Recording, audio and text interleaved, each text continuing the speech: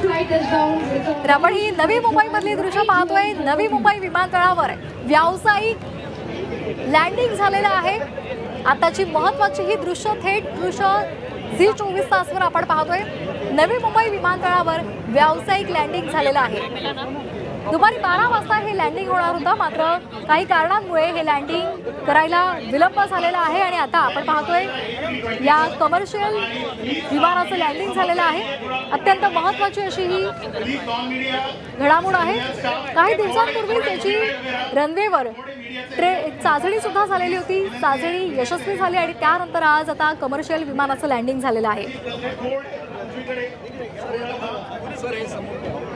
नवी मुंबईच्या विमानतळावरची झी24 तासवर आपण ही दृश्य पाहतोय।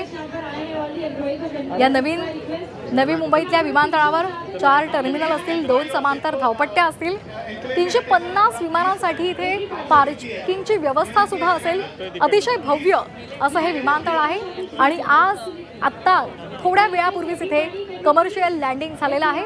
कमर्शियल विमान इथे उतरलेलं आहे। महत्त्वाचं असं काम जे अपूर्ण आहे ते मार्च पर्यंत पूर्ण होईल। त्या संदर्भात ज्या परवानग्या आहेत त्या मार्च पर्यंत मिळतील आणि हे काम पूर्ण होऊन 17 एप्रिलला इथून विमान सेवेला सुरुवात होईल अशी माहिती सुद्धा मिळत आहे। 17 एप्रिलला इथून प्रवासी वाहतूक सुरू होणार आहे आणि त्यामुळे येत्या नव्या वर्षामध्ये नवी मुंबईकरांसाठी ही एक आनंदाची बातमी म्हणावी लागेल। कमर्शियल लँडिंग झालेलं आहे। 17 एप्रिल 2025ला इथून विमान सेवा सुद्धा सुरू होणार असल्याची माहिती मिळते। 17 एप्रिलला इथून प्रवासी वाहतूक सुरू होणार आहे आणि त्यामुळे मुंबईमध्ये येण्यापेक्षा नवी मुंबईमधूनच आता तिथल्या प्रवाशांना थेट विमान प्रवास करता येणार आहे।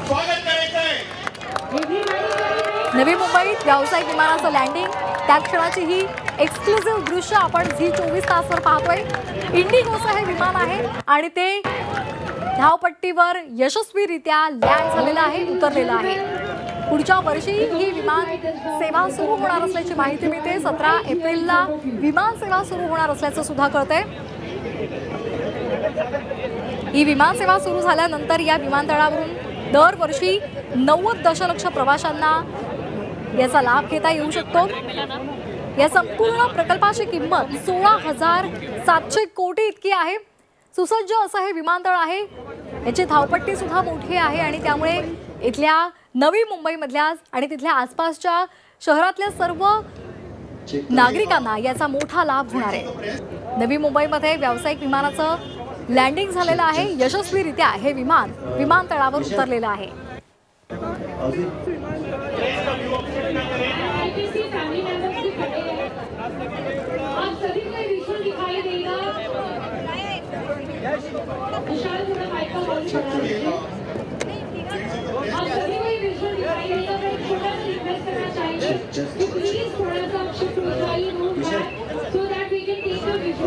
तर नवी मुंबईच्या विमानतळावर पहिलं व्यावसायिक विमान उतरलेलं आहे। 17 अप्रैल का डेट निकल के इसलिए आता है, तो हम 17 अप्रैल को इनॉग्रेशन प्लान कर रहे हैं, पार्शियल इनॉग्रेशन डोमेस्टिक टर्मिनल का। 17 अप्रैल को हम डोमेस्टिक पैसेंजर और कार्गो दोनों की तैयारी कर रहे हैं। इंटरनेशनल जुलाई में होगा।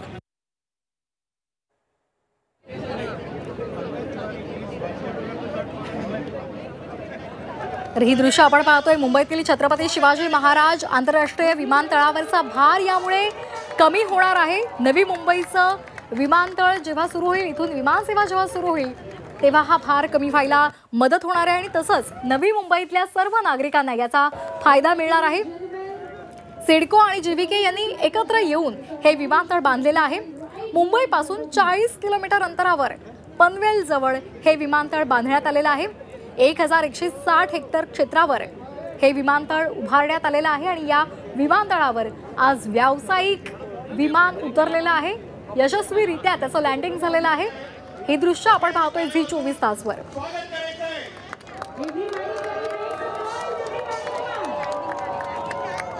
तर या विमानतळाचं काम हे 4 टप्प्यामध्ये केलं जात आहे। 2 धावपट्ट्या आहेत, 4 टर्मिनल्स असतील। त्याचबरोबर सुरुवातीला या विमानतळावरून वर्षाला 10 लाख प्रवासी प्रवास करू शकतील अशी याची क्षमता आहे। 100% काम झाल्यानंतर 60 लाखांच्या आसपास प्रवासी हे वर्षाला प्रवास करतील अशी माहिती सुद्धा मिळते। या संदर्भात अधिक माहिती घेणार आहोत आमच्या प्रतिनिधी स्वाती नाईक यांच्याकडून। स्वाती, काय नेमके अपडेट्स मिळत आहेत? यशस्वी लँडिंग कमर्शियल विमानाचं झालंय? नवी मुंबई आंतरराष्ट्रीय विमानतळावरती कमर्शियल विमानाचं हे लँडिंग नुकतंच झालेलं आहे। त्याला आता सॅल्यूट देखील देण्यात येणार आहे, पाण्याचं सॅल्यूट करण्यात येत आहे। एकंदरीतच हे यशस्वी लँडिंग होणं गरजेचं होतं, कारण हा लँडिंग झाल्यानंतर परवानगी मिळेल करण्यासाठी। त्यासाठी हे लँडिंग खूप महत्वाचं होतं आणि आपण बघू शकतोय की कशा प्रकारे हे लँडिंग झालेलं आहे आणि त्याला सॅल्यूट देखील देण्यात येत आहे।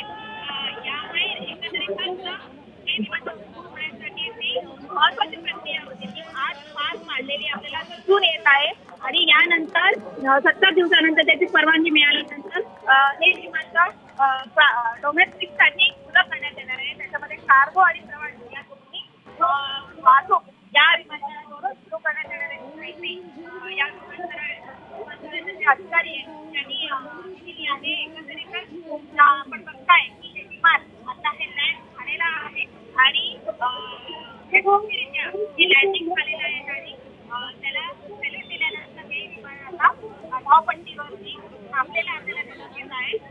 यामुळे एकंदरीतच सॅल्यूटचं वातावरण या परिस्थितीत आहे की ही चाचणी झाली। तर आपण हे दृश्य पाहतोय, कमर्शियल विमानाचं लँडिंग झालेलं आहे। वॉटर सॅल्यूट सुद्धा या विमानाला देण्यात आलेला आहे। यशस्वीरित्या हे विमान इथे उतरलेलं आहे। त्यामुळे आता लवकरच नवी मुंबईकरांची इच्छा पूर्ण होणार आहे। येत्या नव्या वर्षामध्ये नवी मुंबईचं विमानतळ प्रवाशांसाठी खुलं होणार असल्याची सुद्धा माहिती मिळते।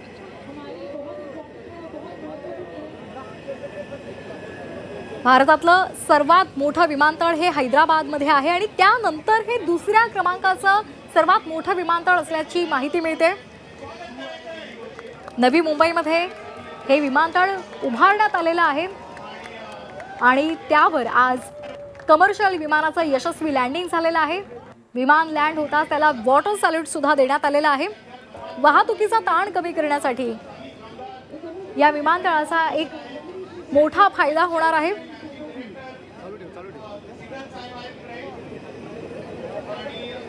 सध्या या विमानतळाचं काम अंतिम टप्प्यामध्ये आहे।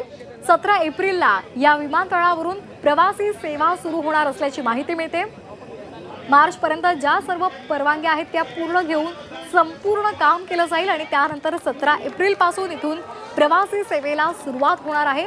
त्यामुळे आता काही वेळाचीच प्रतीक्षा आहे। काही महिने थांबल्यानंतर नवी मुंबईकरांना इथून विमानात बसून उड्डाण करता येणार आहे। त्यांना त्यांच्या निश्चित स्थळी जाता येणार आहे आणि त्यामुळे साहजिकच मुंबईतल्या छत्रपती शिवाजी महाराज आंतरराष्ट्रीय विमानतळावरचा भार कमी व्हायला सुद्धा मदत होणार आहे।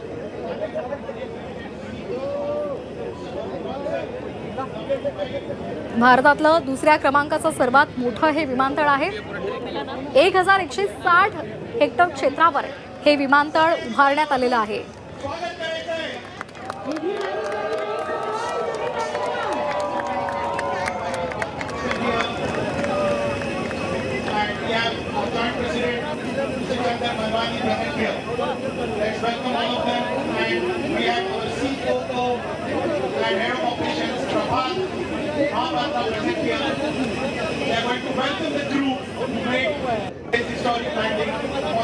गेल्या काही दिवसांपासून महाराष्ट्रामध्ये अनेक महत्त्वाच्या घडामोडी होत आहेत। लोकांच्या दृष्टीने अनेक नागरी सुविधांवर भर दिला जातोय। नवी मुंबईचं हे बहुप्रतीक्षित विमानतळ आता लवकरच प्रवासी सेवेसाठी सुरू होणार असल्याची माहिती मिळते। 17 एप्रिलपासून इथून प्रवासी सेवेला सुरुवात होणार आहे आणि आपण पाहतोय आता काही वेळापूर्वीच इथे कमर्शियल विमानाचं लँडिंग सुद्धा झालेलं आहे। हाही टप्पा पार पडलेला आहे आणि त्यामुळे आता लवकरात लवकर इतर जे अपूर्ण काम आहे ते पूर्णत्वास जाईल आणि त्यानंतर लवकरच या विमानतळावरून प्रवासी सेवेला सुद्धा सुरुवात होणार आहे।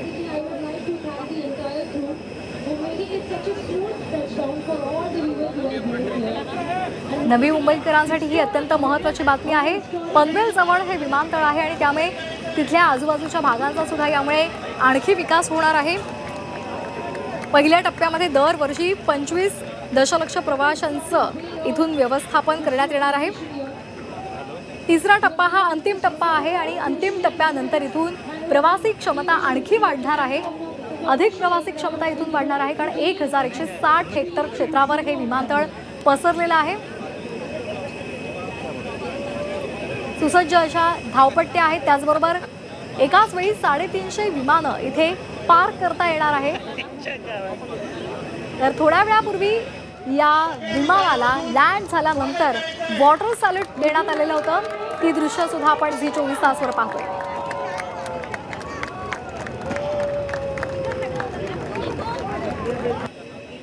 या संपूर्ण प्रकल्पाची विमानतळाच्या उभारणीची किंमत ही 16,700 कोटी इतकी आहे। थोड्याच वेळापूर्वी इथे व्यावसायिक विमानाचं लँडिंग झालेलं आहे, त्याला वॉटर सॅल्यूट सुद्धा देण्यात आलेलं आहे। त्यामुळे आता मार्चपर्यंत या संपूर्ण विमानतळाचं काम पूर्ण होईल आणि त्यानंतर प्रवासी सेवेला सुरुवात होणार आहे। पहिल्यांदा नागरी प्रवासी सेवा सुरू होईल आणि त्यानंतर संपूर्ण काम झाल्यानंतर इथून पूर्ण क्षमतेनं विमान सेवा सुरू होणार आहे।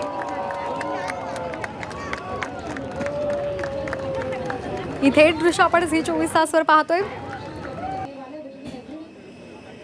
या नवी मुंबईच्या नवीन या विमानतळावर, आंतरराष्ट्रीय विमानतळावर विविध प्रकारच्या सुविधा प्रवाशांना देण्यात येणार आहेत। इथे दुकानं असतील, रेस्टॉरंट्स असतील, बॅगेज सेवा असेल, मूलभूत सुविधांची सुद्धा इथे उभारणी केली जात आहे।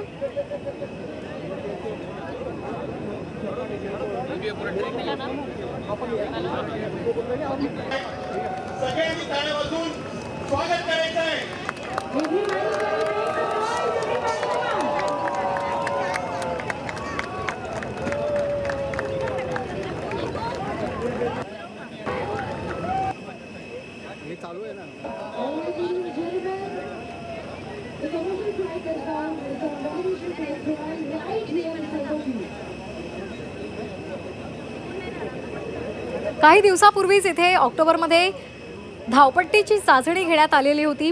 या विमानतळाचं त्यावेळेला काम 80% पूर्ण झालेलं होतं। ती चाचणी यशस्वी झाल्यानंतर आज व्यावसायिक विमान इथे उतरलेलं आहे आणि त्याचं सुद्धा यशस्वी लँडिंग झालेलं आहे। इंडिगोचं हे विमान आहे।